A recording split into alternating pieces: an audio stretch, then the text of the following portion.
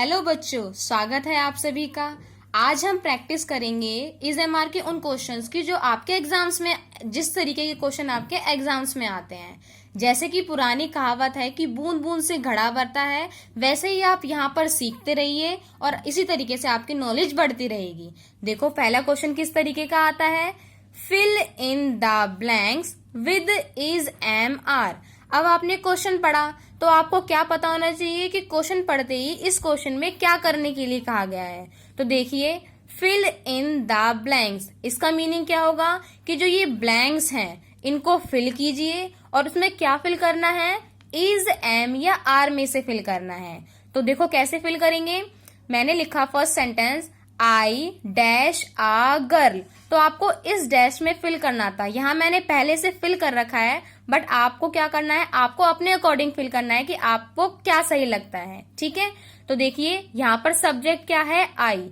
जब हमें is am are में से कुछ भी फिल करना है तो हमें ये देखना होता है कि सब्जेक्ट क्या है। इससे पहले वाली वीडियोस में मैंने आपको बताया था कि सब्जेक्ट क्या होते हैं और कौन कौन से होते हैं। तो आप पहले वाली वीडियो को जाकर देखना और याद करना और याद करके यहाँ से प्रैक्टिस करना। अगर आपके पास बुक है तो बुक से भी आप उसकी प्रैक्टिस कर सकते हैं। तो देखिए फर्स्ट सेंटेंस क्या लिखा है, आई डैश आ गर्ल।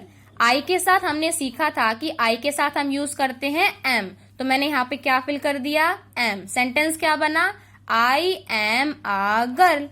इसी तरीके से अगला सेंटेंस क्या है, my father dash at work. अब यहाँ पर सब्जेक्ट क्या है, सब्जेक्ट ये है माई फादर। अब माई फादर कौन सा सब्जेक्ट है, सबके पापा तो एक ही होते हैं, तो ये कौन सा सब्जेक्ट हो गया, सिंगुलर सब्जेक्ट हो गया। अब सिंगुलर सब्जेक्ट के साथ हमने सीखा है कि सिंगुलर सब्जेक्ट के साथ हम यूज करते हैं इज, तो मैंने यहाँ पर क्या फिल कर दिया, इज फिल कर दिया। तो सेंटेंस क्या बना, my father is at work, मेरे पापा काम पर हैं। इसी तरीके से आगे देखो, they dash in the car. दे के साथ हम क्या यूज करते हैं, आर यूज करते हैं, तो हमने यहाँ पे क्या फिल कर दिया, are. They are in the car, वे कार में हैं। ठीक है, ही के साथ हम क्या यूज करते हैं, ये आपको याद होना चाहिए। अगर सब्जेक्ट ही है तो ही के साथ हम यूज करेंगे इज, तो हमने यहाँ पर फिल कर दिया इज।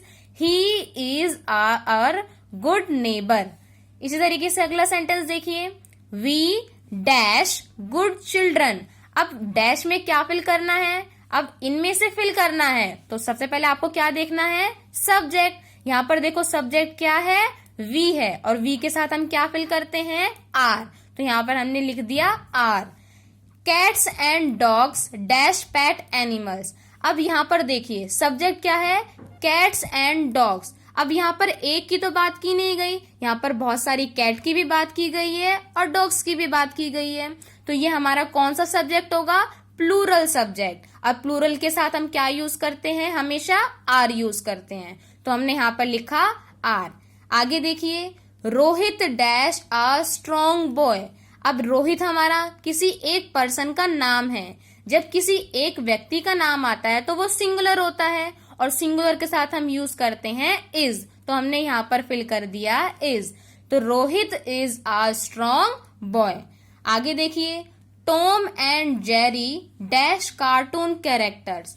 टॉम एंड जेरी, यहाँ पर कितने लोगों के नाम हैं, एक टॉम और जेरी। यहाँ पर एक से ज्यादा नाम आ गए तो ये क्या हुआ, प्लूरल सब्जेक्ट, और प्लूरल के साथ हम क्या यूज करते हैं, आर यूज करते हैं, ये हमने पढ़ा है, तो हमने यहाँ पे लिख दिया आर। ये तो हुआ हमारा एक टाइप का क्वेश्चन। दूसरा किस टाइप का क्वेश्चन आता है, ट्रांसलेट इनटू हिंदी। ट्रांसलेट कीजिए, बदलिए, किस में बदलना है आपको, हिंदी में। इसका मतलब आपको कुछ इंग्लिश के सेंटेंस दिए होंगे और उसको पढ़ के आपको कन्वर्ट करना है हिंदी में। अब इंग्लिश के सेंटेंस कैसे दिए होंगे, देखिए, आई एम आ प्लेयर।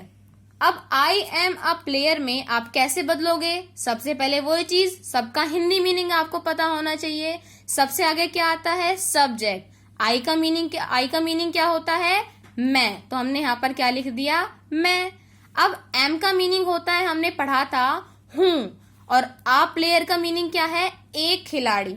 अब इसका हमने पहले अलग अलग हिंदी मीनिंग लिखा और फिर इसको जब ढंग से पढ़ के बनाया तो सेंटेंस क्या बना, मैं एक खिलाड़ी हूं। समझ आया आपको? इसी तरीके से आगे देखिए, ही इज माई ब्रदर। अब ही का मीनिंग क्या होता है? वह, और इसका मीनिंग क्या होता है। बचा क्या? माई ब्रदर, मेरा भाई।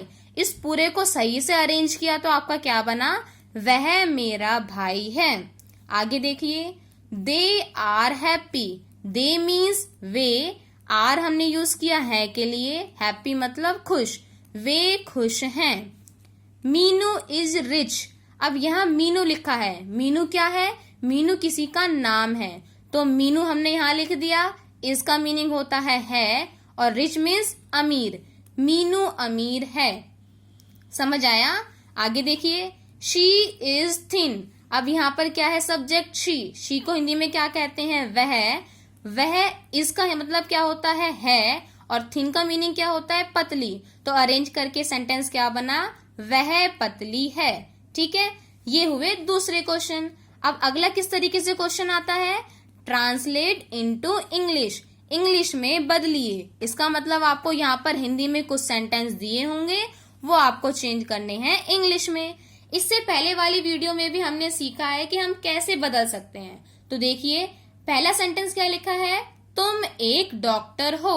अब तुम एक डॉक्टर हो में अब आपको याद करना पड़ेगा वर्ड ऑर्डर। वर्ड ऑर्डर में सबसे पहले क्या आता है? सब्जेक्ट। तो सब्जेक्ट क्या है इसके अंदर? तुम के लिए हमने क्या लिखा है यहाँ पे? यू लिख दिया। अब यू लिखने के बाद अब आपको याद होना चाहिए कि सब्जेक्ट के बाद इज, एम या आर में से कुछ आता है। तो यू, तुम के लिए हमने लिखा है यू, और यू के साथ हम यूज करते हैं आर। तो आर किसके लिए यूज किया हमने? हो के लिए। बचा क्या? एक डॉक्टर, तो a doctor, you are a doctor. English meaning बन गया इसका। आइए आगे देखिए, अमन दोषी है। इसमें सब्जेक्ट क्या है? अमन। अमन हमने यहाँ लिखा अमन। अमन हमारा सिंगुलर सब्जेक्ट है, उसके लिए हमने क्या यूज कर लिया? इज यूज किया। है के लिए इज यूज कर लिया। बचा क्या? दोषी। दोषी के लिए क्या यूज करेंगे? गिल्टी। अब गिल्टी हमने यहाँ लिख दिया, तो सेंटेंस क्या बना? अमन इज गिल्टी। इसी तरीके से आगे देखिए, वे देशभक्त हैं। अब यहाँ पे सब्जेक्ट क्या है? वे। अब वे को इंग्लिश में क्या कहते हैं हम? दे। हमने यहाँ पे लिख दिया दे, और दे के साथ हमने पढ़ा है, दे के साथ हम लगाएंगे आर। तो यहाँ पर है के लिए हमने क्या लगाया? आर। अब यहाँ पर क्या बचा हुआ है? देशभक्त। और देशभक्त तो इंग्लिश में क्या कहते हैं? पैट्रियट। तो हमारा सेंटेंस क्या बना? They are patriot. इसी तरीके से आगे देखिए, वह पागल है। अब वह पागल है में सब्जेक्ट क्या है? वह, और वह को इंग्लिश में क्या कहते हैं? ही। और वह को इंग्लिश में शी भी कहते हैं। मैंने आपको बताया था, अगर हम बॉय की बात कर रहे हैं तो ही यूज करेंगे, गर्ल की बात कर रहे हैं तो शी यूज करेंगे। तो हमने यहाँ पर लिखा ही, है के लिए हमने लगाया इज, क्योंकि ही के साथ हम यूज करते हैं इज, और पागल को हम कहते हैं मैड। तो सेंटेंस क्या बना? He is mad. इसी तरीके से आगे देखिए, आम खट्टे हैं। यहाँ पर सब्जेक्ट क्या है? आम। अब इस सेंटेंस को पढ़ के हमें ये समझना चाहिए कि एक आम की बात हो रही है या बहुत सारे आमों की बात हो रही है। तो देखिए, खट्टे हैं, इसका मतलब बहुत सारे आमों की बात हो रही है। तो आम को इंग्लिश में हम क्या कहेंगे? मैंगोज। और मैंगोज हमारा प्लूरल सब्जेक्ट बन गया, और प्लूरल के साथ हम यूज करते हैं आर। Mangoes are sorry. आम खट्टे हैं। ठीक है। वह अच्छा शिकारी है। अब वह अच्छा शिकारी है में सब्जेक्ट क्या है? वह। ही यूज कर लिया उसके लिए हमने, और ही के साथ हम यूज करते हैं इज। तो है के लिए हमने इज यूज किया। बचा क्या? अच्छा शिकारी। तो अच्छे शिकारी को इंग्लिश में क्या कहेंगे? Good Hunter. तो सेंटेंस क्या बना? वह, he is a good hunter. आशा करती हूँ आपको ये वीडियो पसंद आई होगी। तो इसे अच्छे से ऐसे ही देखते रहिए और पढ़ते रहिए और आगे बढ़ते रहिए। Thank you.